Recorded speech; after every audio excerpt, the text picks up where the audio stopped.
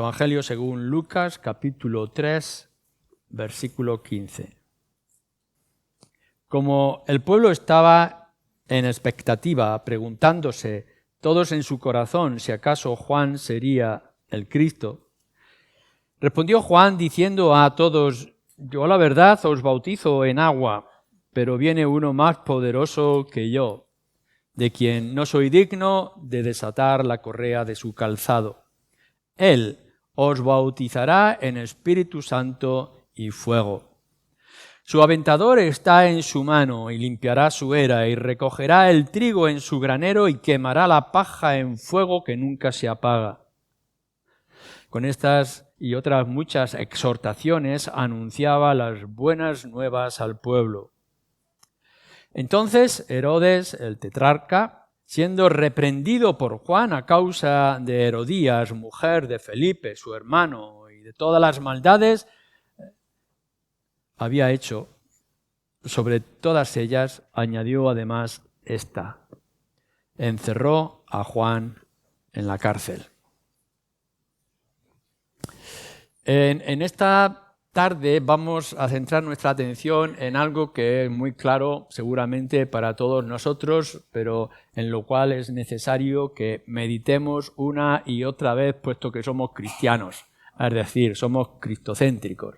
Y nuestra atención estará en que Cristo, según este texto que acabamos de leer, y el mensaje sí que encerraba todas las palabras de Juan el Bautista, Cristo es el más poderoso y es el suficiente. En esto tendremos que poner nuestra atención. Lo que tenemos ante nosotros es un texto de prólogo, de introducción. Ya sabéis que cuando se suelen escribir los libros, novelas, ensayos, etc., suele haber un prólogo que nos prepara para lo que va a venir después. Ante esto nos ha dado la sensación quizá de que el Evangelio de Lucas, que ha empezado hablando mucho acerca de los padres de Juan y de Juan mismo, nos daba la sensación de que el Evangelio iba a tratar en gran parte de Juan.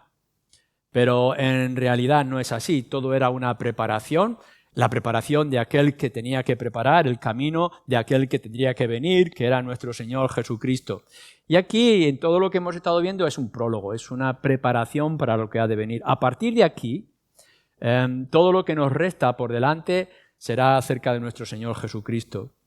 Y aun cuando habrá referencias y citas acerca de Juan una y otra vez a lo largo del Evangelio, capítulo 7, capítulo 9, etc., todo es Cristo, porque el Evangelio y la vida cristiana, tanto en la salvación como en la continuidad hasta que estemos en gloria, es Cristo, por supuesto. Pero lo que quiere hacer el autor Lucas y lo que estaba haciendo Juan el Bautista es prepararnos de lo que nos va a venir, lo que va a tratar después. Podríamos imaginar y podríamos pensar que van a ser vidas paralelas y que ambas pueden ser vidas importantes, pero lo que Lucas quiere dejar claro es que no es así. Y quizá podamos correr el peligro con respecto a Juan, podríamos correr el peligro hoy día, y esto es lo que tenemos que atajar. Lo que podemos ver es una comparación que se está haciendo de Jesús con Juan. Hay una reflexión que está en su corazón, las personas, el pueblo, ante lo que están escuchando, lo que están viendo, y empiezan a preguntarse: ¿no será este el Cristo? Y antes de que se pudiera dar una respuesta errónea, lo que nos va a hacer es corregirnos para que después, el prólogo, para que después podamos ver la realidad, y la realidad sorprendente, maravillosa de nuestro Señor Jesús. Para que esto no crea ningún otro tipo de problema y de duda, fijaros que las palabras terminan, como hemos leído en el versículo 19 y 20, que Herodes tomaría después a Juan, lo metería en la cárcel. Ya sabemos la historia porque se nos narra en otro evangelio que se le pide la cabeza y le cortan la cabeza a Juan, termina aquí su vida.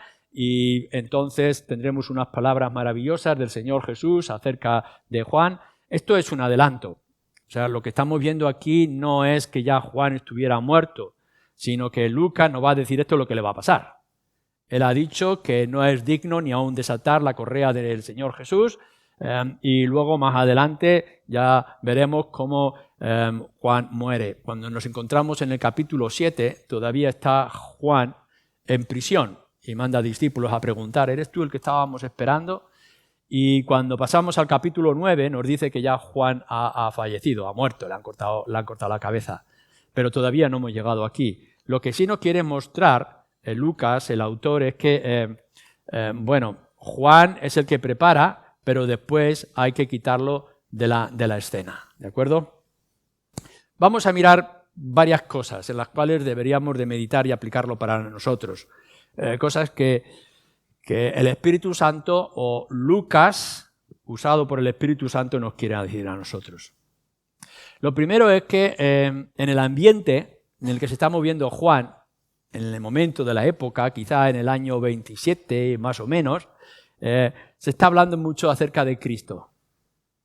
La gente está comentando, fijaros cómo nos lo dice en el versículo 15, como el pueblo estaba en expectativa preguntándose todos en sus corazones si acaso Juan sería el Cristo. Es decir, los mercados, las familias, los amigos, cuando se juntaban las tertulias en la puerta del tabernáculo, del templo, y quizá en algunos otros encuentros de la sinagoga estaban hablando: fijaros lo que dice Juan, fijaros cómo actúa, fijaros en su persona, claro, la Escritura dice el profeta que ha de venir, etcétera, etcétera. ¿No será este el Cristo? Es como cuando nuestro Señor Jesús pregunta a los discípulos: ¿qué dice la gente que soy yo? Pues unos dicen que tú eres un profeta, otros dicen que eras Juan, que ha resucitado, etcétera. La gente hablaba.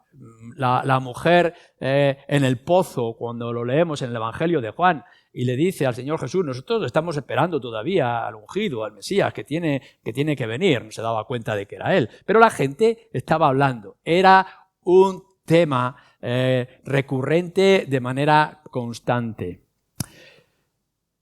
Mientras tanto, claro está, quizá lo que había movido todas esas conversaciones, las reflexiones que se hacían en el corazón la gente y que se preguntaban, todo estaba motivado por el mensaje de Juan. Juan ha venido a despertar las conciencias de la gente en todo alrededor. Nos dice que visitaba toda Judea, ¿no?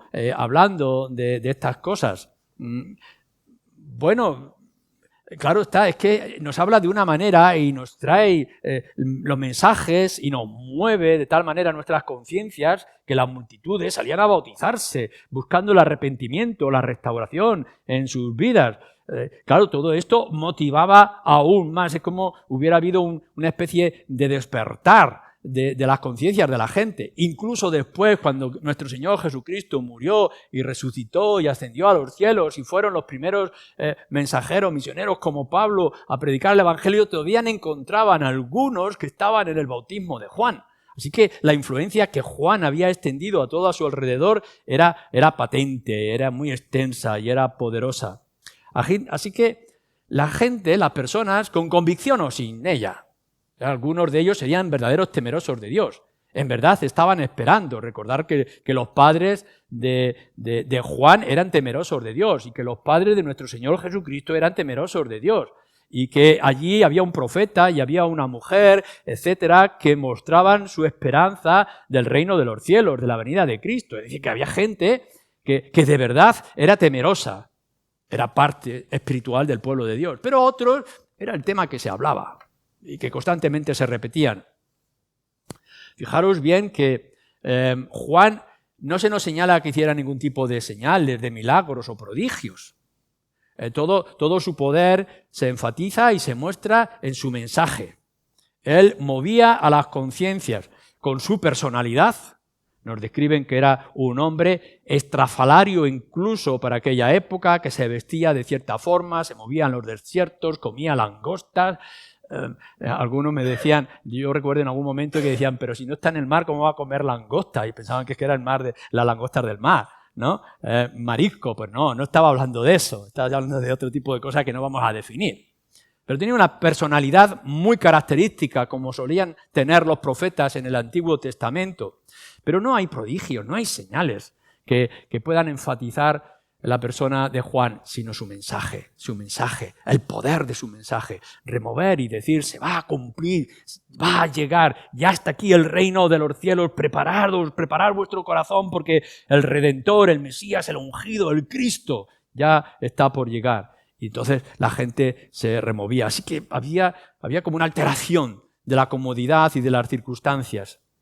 Con sus enseñanzas, con su bautismo, todo el pueblo, todos venían a bautizarse. Incluso nos señalan que algunos fariseos también querían ser bautizados. Había una gran multitud para ello.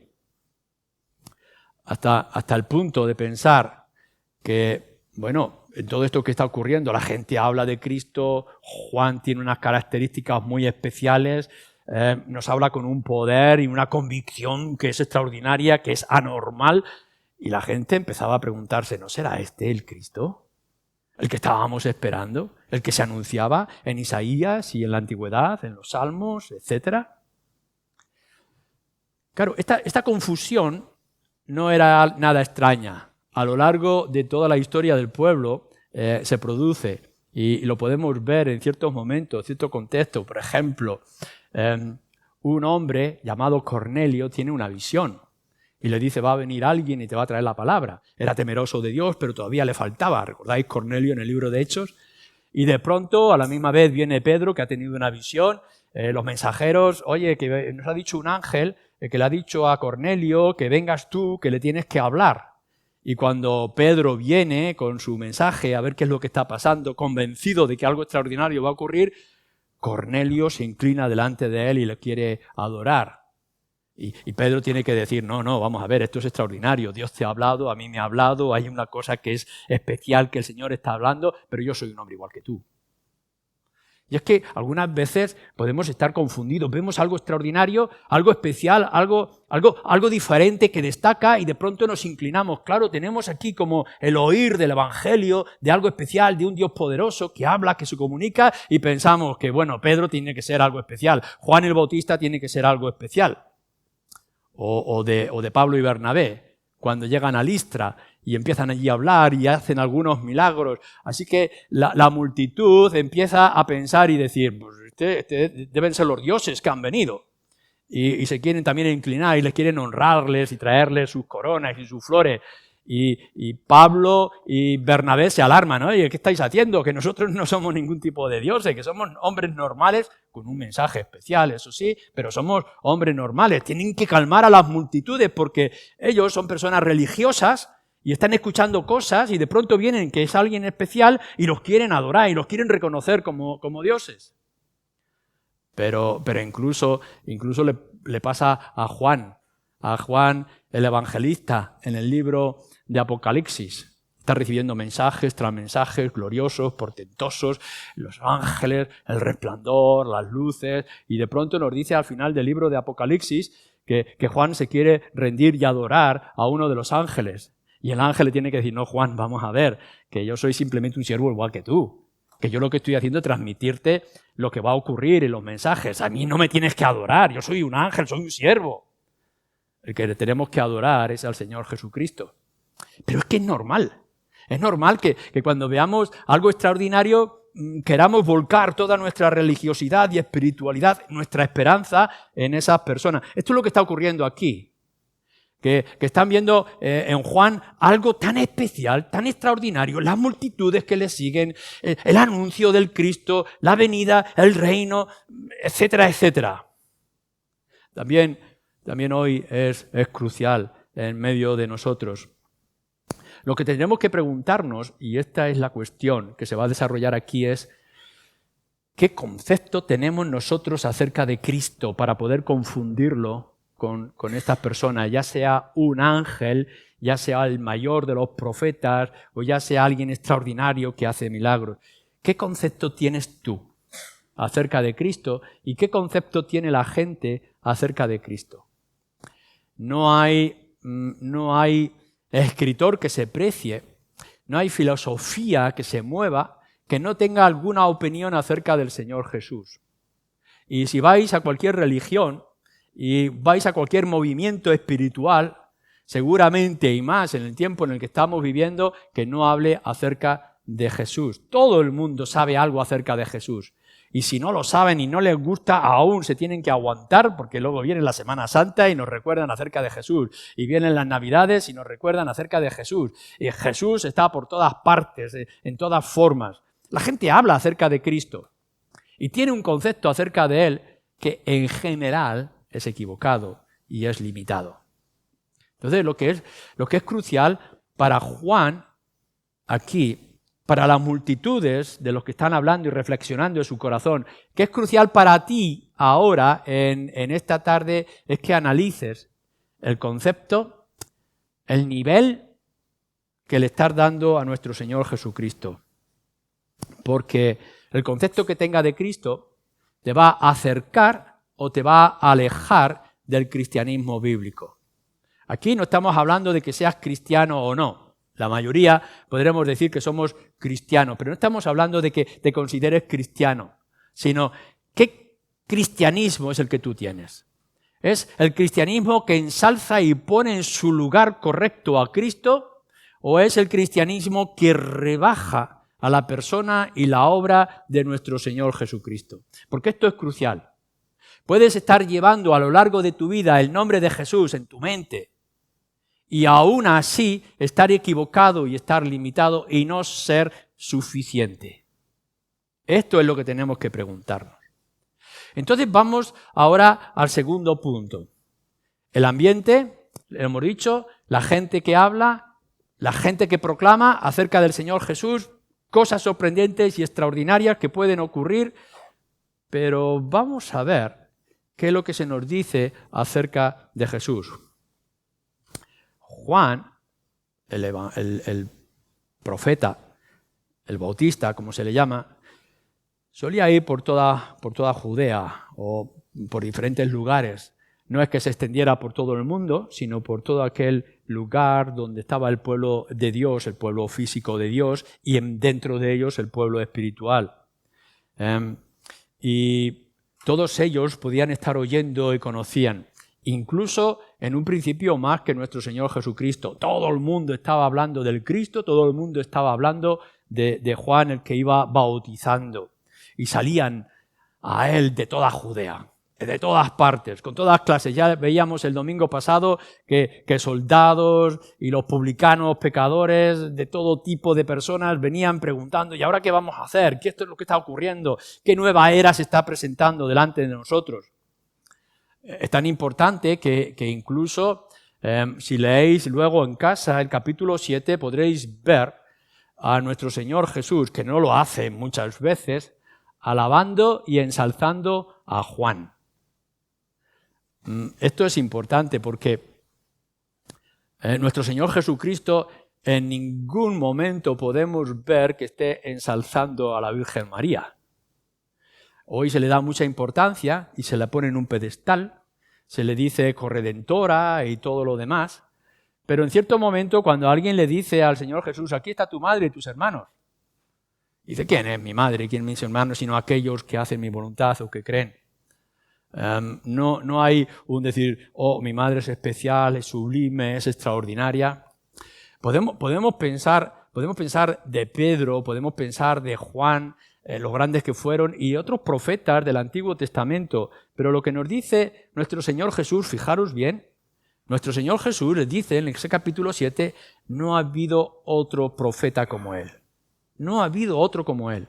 De todos los hijos de los hombres, de todos los seres humanos, no hay nadie que se le iguale. Decir esto en palabras en la boca de nuestro Señor Jesucristo es mucho. El más grande de los hombres, un día que nos podamos presentar delante del Señor con todos los méritos y con todas las obras que podamos haber imaginado, pensar el más grande de los santos, el hombre más extraordinario o la mujer más sublime que pueda presentarse un día a las puertas del cielo, lo único que podrá escuchar con todo merecimiento de parte del Señor es lo que tuviste que hacer, hiciste. Este es tu trabajo, este era tu trabajo. Servir y honrar a Dios. No hay más mérito que el mío. Esto es lo que nos va a decir. Pero cuando está hablando de Juan el Bautista, nos dice, él es el más grande de los profetas y no ha habido hombre como él. Así que no podemos despreciar a Juan. fue alabado por Jesús. Pero no solamente esto, los mismos fariseos y judíos temían.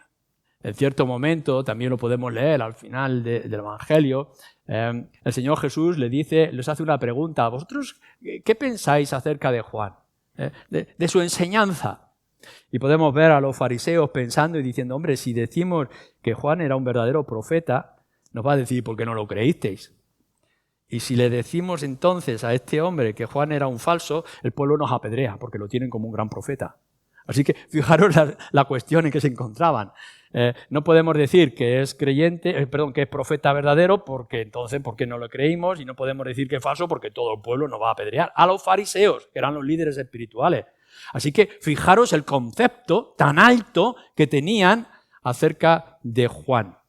¿Lo hemos puesto alto? ¿Podríamos decir más acerca de él? De las maravillas que él tenía.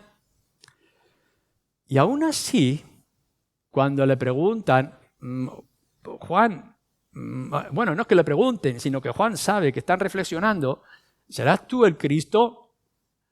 Entonces Juan dice, no os engañéis, yo no soy ni aún digno de atar o desatar el calzado de sus pies. No soy digno. Versículo 16. Y no solamente esto, añade, Él es más poderoso que yo. Podréis pensar que maravilla de mi enseñanza, qué manifestación de poder yo estoy mostrando, las multitudes que siguen detrás de mí, mirar aquí las multitudes de toda Judea o Galilea que vienen aquí para ser bautizadas en el Jordán. Él es mucho más poderoso que yo. Lo está diciendo Juan. Aun cuando nuestro Señor Jesucristo le alaba, sus obras son manifiestamente poderosas y podemos ver que la multitud le seguía y le honraban. Pero él dice, no es comparable. Entre Juan y nuestro Señor Jesucristo, escucharlo bien, hay un abismo inmenso. Hay un abismo que no se puede contrastar en nuestro conocimiento. Es decir, no puedes poner a nada ni a nadie al nivel de nuestro Señor Jesucristo. Aun cuando pensamos que Juan pudiera ser el más grande de los profetas y pudiera ser un hombre extraordinario, alabado por nuestro Señor Jesús mismo, y podamos ver las grandes maravillas que él podría haber dicho y hecho, Juan dice, yo no soy digno ni siquiera de estar a sus pies. Él es mucho más poderoso que yo. Esto es esencial en el siglo en el que estamos viviendo, en el tiempo en el que nos estamos moviendo. Porque van a venir algunos llamados adventistas que nos van a decir, Cristo extraordinario. Pero tenemos a la señora Wade que hace señales, que ha traído prodigios, etc. Tendremos que poner confianza en sus libros, su teología, su doctrina, su profecía. ¡Mentira! Estamos dañando el cristianismo porque estamos rebajando a nuestro Señor Jesucristo. No puede venir ninguna mujer y ponerse al nivel de nuestro Señor Jesús. Y podrán venir José Smith con todas sus doctrinas y sus conocimientos, su conocimiento del egipcio y las placas de oro que ha encontrado, etcétera, con su libro de Mormón, etcétera. Y tenemos que decir, no hay nadie que se pueda poner al nivel de nuestro Señor Jesucristo, ni aún este hombre que dicen ellos es más grande de los profetas. O podremos ver como el gran movimiento islámico que se mueve por todos los lugares del mundo, con ese Mahoma que la gente venera y busca de manera constante y temen delante de su nombre, pero no podemos poner a Mahoma, por mucho que puedan decir, al nivel de nuestro Señor Jesucristo. O podremos admirar, claro que sí, que admiramos a María, la Madre de Jesús, y podremos ver cómo ella analizaba las cosas en su corazón y cómo había descubierto que él, su propio hijo al que esperaba, era la esperanza para su salvación. Y podremos ver cómo ella buscaba constantemente lo que su hijo debería y podría llegar a hacer lo que él dice. María tiene mucho que enseñarnos, pero no podemos poner a María, ni mucho menos al nivel de nuestro Señor Jesucristo. El intento de cualquiera de levantar a un hombre o a una mujer a cierto nivel paralelo a nuestro Señor Jesucristo es rebajar la persona y la obra de nuestro Señor Jesucristo. Y si queremos hacer comprensible de alguna forma a nuestro Señor Jesucristo pensando que humanizándolo únicamente o haciéndolo más normal que como el resto, estamos empequeñeciendo nuestro evangelio y nuestro cristianismo. Juan es contundente. Él es único y no se le puede comparar con nadie. Yo no soy digno. Me podréis reconocer, me podréis alabar, me podréis levantar en los altares, pero yo no soy digno delante de Él. Y si queréis poder, no puedo ofreceros sino el poder del agua en el bautismo, pero Él tiene un poder mucho más inmenso y más extraordinario.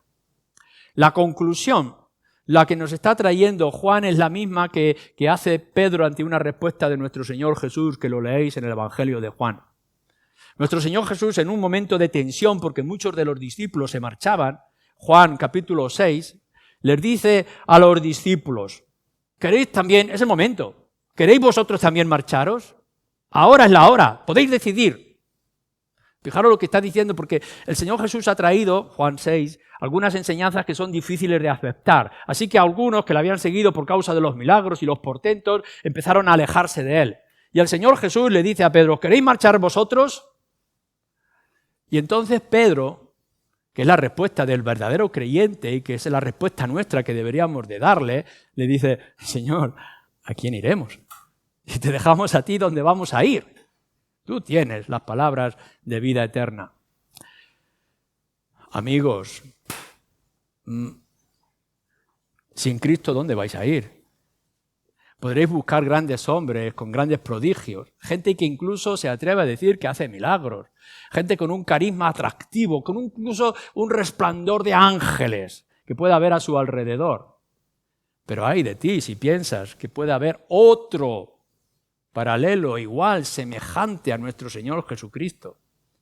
Podréis reconocer todos los méritos de los hombres. Por supuesto que sí, hay grandes méritos, hay grandes hombres en la historia, pensadores, descubridores, teólogos, por supuesto que sí. Pero el más grande de todos ellos no es digno, ni aun siquiera, de atar el calzado de nuestro Señor. Esto es lo que tenemos que tener presentes. ¿A dónde vas a ir? ¿A dónde vas a ir?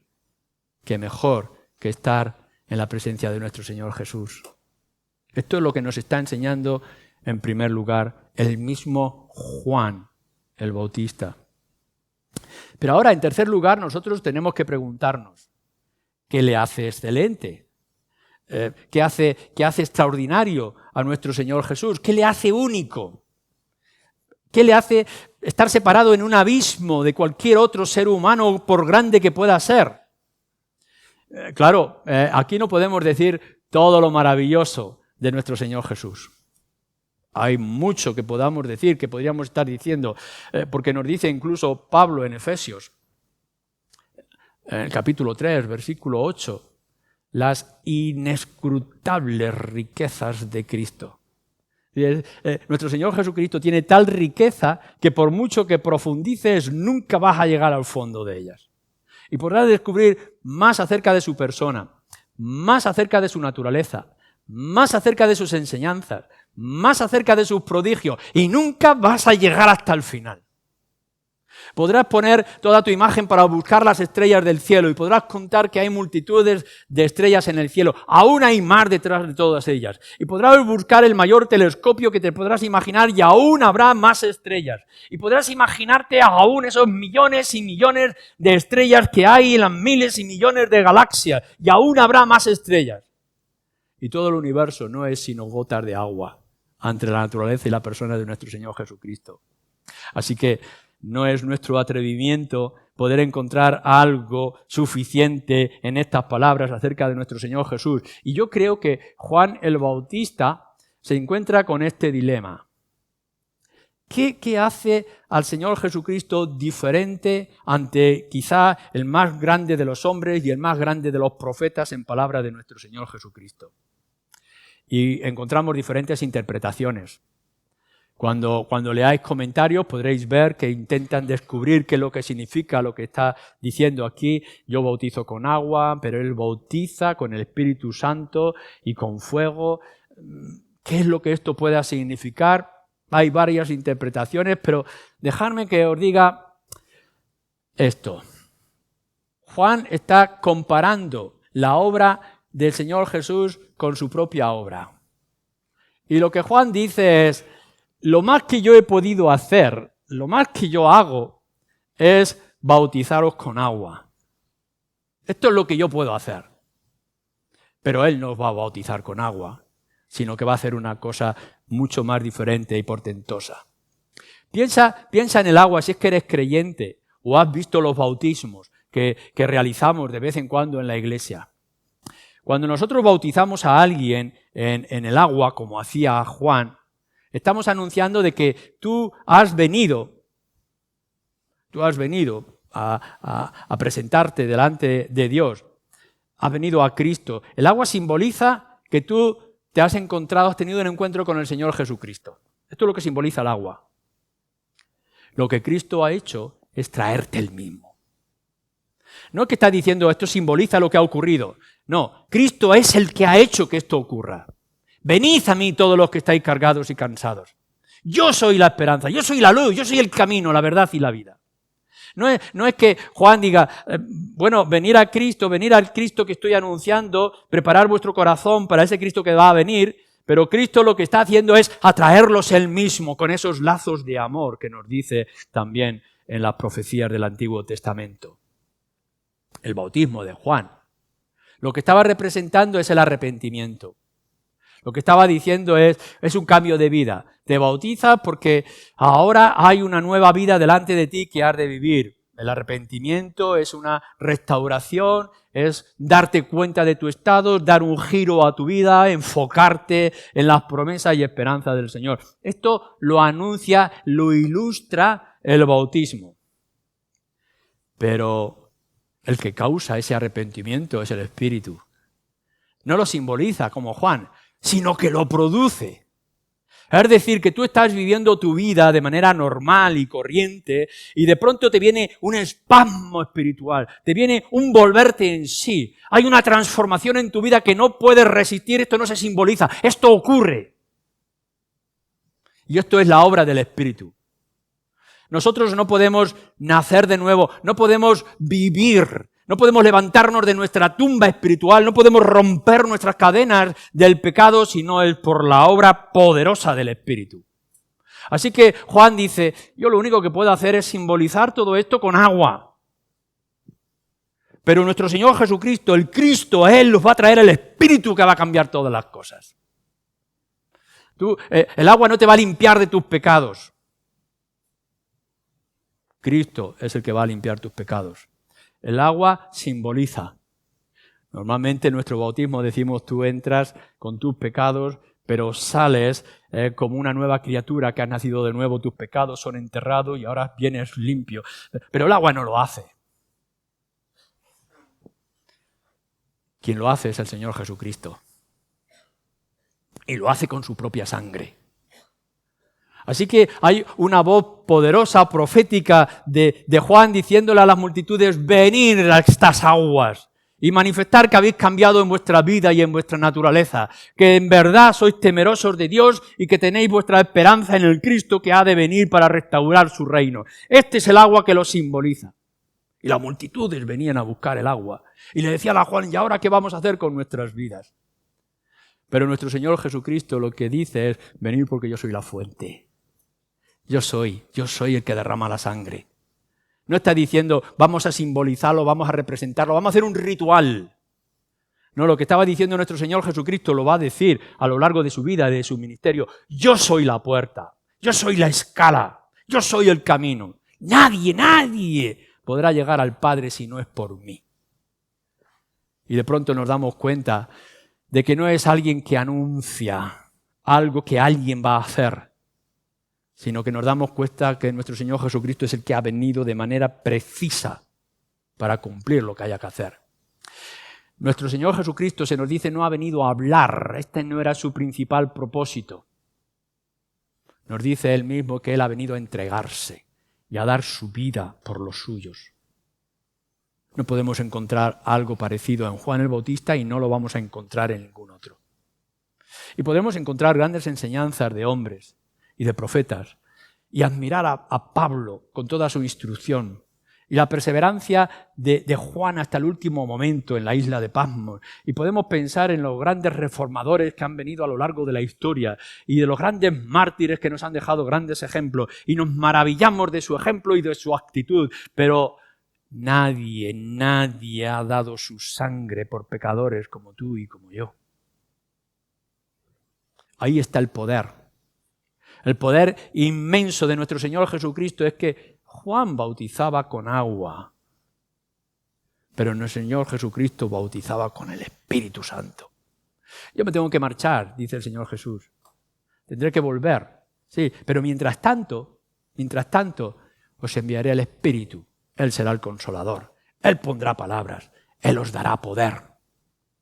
Y entonces nosotros leemos, como dice Juan, que nuestro Señor Jesucristo bautiza, manifiesta el poder del Espíritu que lo llenaba a Él por completo y con fuego.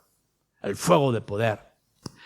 Algunos interpretan que este fuego del Espíritu del que habla Juan con respecto a nuestro Señor Jesucristo pudiera ser Pentecostés.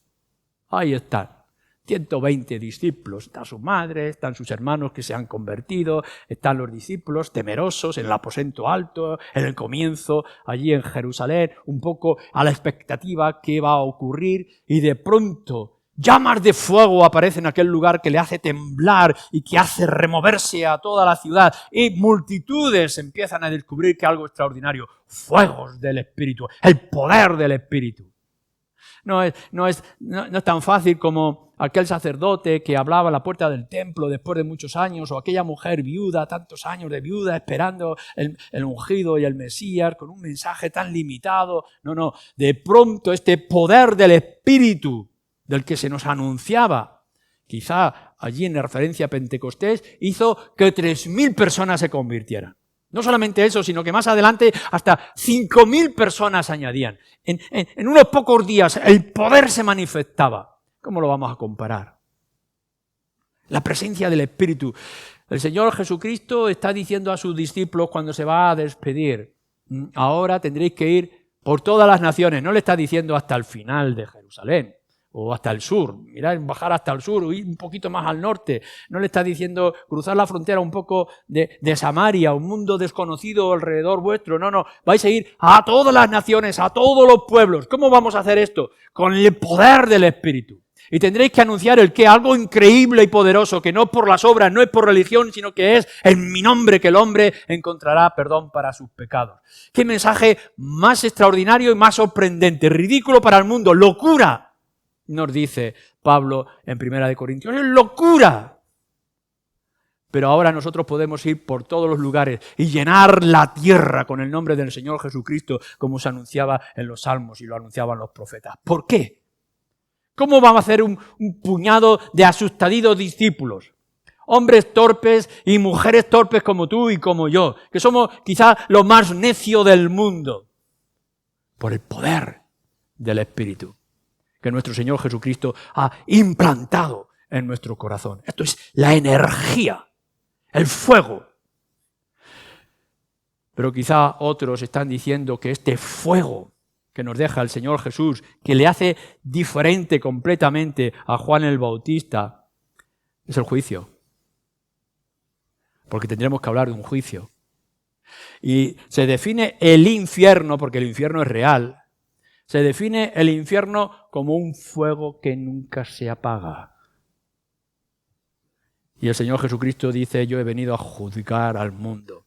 El que no cree en mí, fijaros bien, el que no cree en mí ya ha sido condenado. Y yo no lo conoceré en el día del juicio. Y su destino será el llanto y el crujir de dientes en ese fuego que nunca se consume. Este es el poder. Juan podría avisar, podía instruir, ¡ay, necios! ¿Quién nos enseñó a huir de esta ira venidera? Pero recordar, vendrá aquel que bautizará con el Espíritu, que les atraerá a sí mismo, les llenará de su presencia, serán capaces de ir por todas las naciones y os anunciarán que si no estáis preparados, el fuego eterno sí está preparado. Nos anuncia, además de esto, que Él va a venir para aventar, para limpiar su era. Esto ya no lo hemos visto. Los que estamos en las ciudades quizás ya hemos olvidado estas cosas, pero era algo muy real unos años atrás. O aquellos que habéis sido criados en el campo, donde no había maquinaria y todavía no se usaba el gasoil. Se juntaba todo el trigo que se recogía, con toda la paja, y se extendía en la era. Y entonces venían con palas y con trillos y levantaban el trigo, el grano pesa, la paja no. Y venía la brisa y venía el viento. Y entonces el grano cae y la paja vuela. Y poco a poco una y otra vez aventaban, levantaban el grano para que la paja se separara. Y poco a poco se iba amontonando en una parte el grano y en otra parte la paja. El Señor Jesucristo ha venido a aventar su era. En este momento y en cierta forma el pueblo de Israel estaban allí, todos mezclados. Los temerosos y los menos temerosos. Los supersticiosos y superficiales y los realmente temerosos del Señor. Y aquí estamos igual. Aquí estamos, con todos aquellos que decimos ser cristianos, que hemos aceptado algo, una cierta religiosidad, unos pensamientos, unas alabanzas, la lectura de nuestra Biblia, unos rituales que podríamos llamar cristianos, evangélicos, pero nada más. Y aquellos que en verdad han descubierto a Cristo como su Señor y su Salvador y se han rendido por completo. El nombre de nuestro Señor Jesucristo nos va a aventar, nos va a levantar hacia lo alto. El soplo del viento va a venir sobre nosotros y la paja estará en un lado y el grano en otro.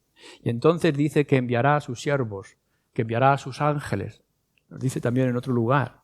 Y recogerán el grano y lo guardarán en su granero. Y sabemos que ese granero es algo maravilloso. No es un establo de madera para cubrirnos con un poco de lluvia, sino que es su gloria. Es el cielo. No hay nada en nosotros, no hay mérito alguno. Simplemente hemos sido levantados para que el peso del grano, que es la presencia de Cristo, que es el poder del Espíritu, nos haga caer en el montón adecuado para entrar en el reino de los cielos. Pero lo que va a hacer nuestro Señor Jesucristo, a la misma vez, es separar la paja, para después, dice, ser quemada. Y de pronto vendremos todas las multitudes, hombres y mujeres, tú y yo, todos los que estamos aquí, vendremos un día delante de nuestro Señor Jesucristo sentado en el trono de gloria para juzgar a vivos y muertos. Y dirá a algunos, entrad conmigo, amados de mi Padre, porque sé quiénes sois. Sé que pesáis, sé que tenéis el nombre, tenéis la convicción, habéis llegado al arrepentimiento, habéis nacido de nuevo, habéis puesto vuestra confianza en mí, entrad al reino de mi Padre por toda la eternidad. Y le dirá a la paja, le dirá al resto, apartaos de mí, porque no os conozco. Y tendréis que pagar por vuestros delitos, tendréis que arder en ese lugar de juicio que está siendo preparado. Juan lo único que puede hacer es anunciar, es advertir. Nos dice que exhortaba. Nuestro Señor Jesucristo vino y vendrá para hacer juicio. ¿Y dónde estarás tú? ¿Dónde estaremos nosotros? Tendrás que decidir en esta hora, y todo aquel que pueda escuchar, tendrás que decidir o estás con Cristo o estás en contra de Él. O vales algo por la obra del Señor Jesucristo y el poder del Espíritu, o no vales, sino para arder en el fuego del infierno. Esto es serio, esto es grave, pero es necesario. Hay una de las cosas más terribles que podrás escuchar a tu oído no preparado, tu oído no convertido. nunca te conocí. Quiera el Señor que te acerques a Él y lo hagas tuyo antes de que venga el tiempo señalado. Pero Lucas quiere terminar exhortando y diciéndonos algo que es importante también para nosotros. Nos dice, versículo 18, que Juan exhortaba y anunciaba las buenas nuevas. El ministerio de Juan no fue muy largo. Algunos describen que posiblemente no fue más allá de unos 3 años en su ministerio. Y en esos 3 años removió las conciencias de toda la nación de una manera u otra. Su testimonio fue crucial, pero fijaros al final cómo fue su fin. Se atrevió a anunciar un pecado concreto de Herodes, el tetrarca, y su amante pidió su cabeza y le cortaron la cabeza en un instante. Este es el resumen, este es el fin que nos presenta aquí Lucas. Y nos está diciendo, Juan fue un hombre importante, fue un hombre maravilloso, fue un hombre extraordinario. Qué cosas más sublimes dijo y cómo actuó Juan el Bautista. Su propósito en la vida, su propósito fue anunciar que el Cristo ya estaba entrando en este mundo. El reino de los cielos se había acercado. Pero su fin fue terrible.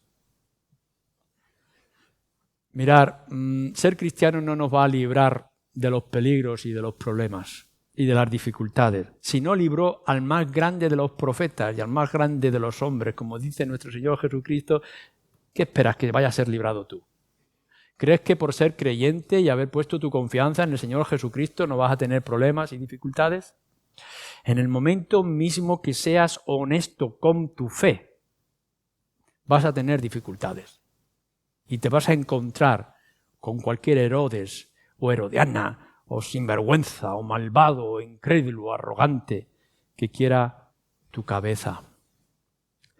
Pero lo que nosotros tenemos que buscar, tú y yo, no es el bienestar de nuestra vida, sino el propósito verdadero, la convicción real para nosotros.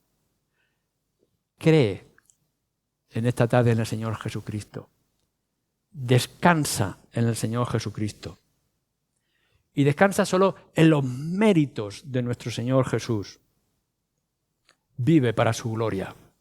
Lo mejor que puedes hacer es cada palabra, cada gesto, cada actitud, cada acción, cada paso que puedas dar en tu vida, que sea para la gloria y servicio del Señor. Te cueste lo que te cueste. No importa que tengas que consumirte o gastarte, porque no hay mayor propósito que manifestar el poder y la gloria de nuestro Señor Jesucristo. Lo que esperes aquí no es la gloria y alabanza de los hombres. No la vas a encontrar si tienes a Cristo. Si a Él lo persiguieron, a ti también. Lo que tienes que buscar es la gloria y alabanza de nuestro Señor Jesucristo cuando puedas estar en su presencia. No hay mayor cosa que dar nuestra vida por aquello que no podemos retener. Dar por nuestra vida por el tesoro que ya estés seguro y nadie nos puede quitar. Es una gran lección de Juan.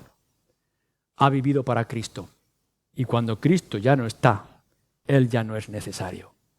Nosotros vivamos para Cristo y cuando Él nos quiera llevar, que entremos al seno del Padre para siempre. Amén.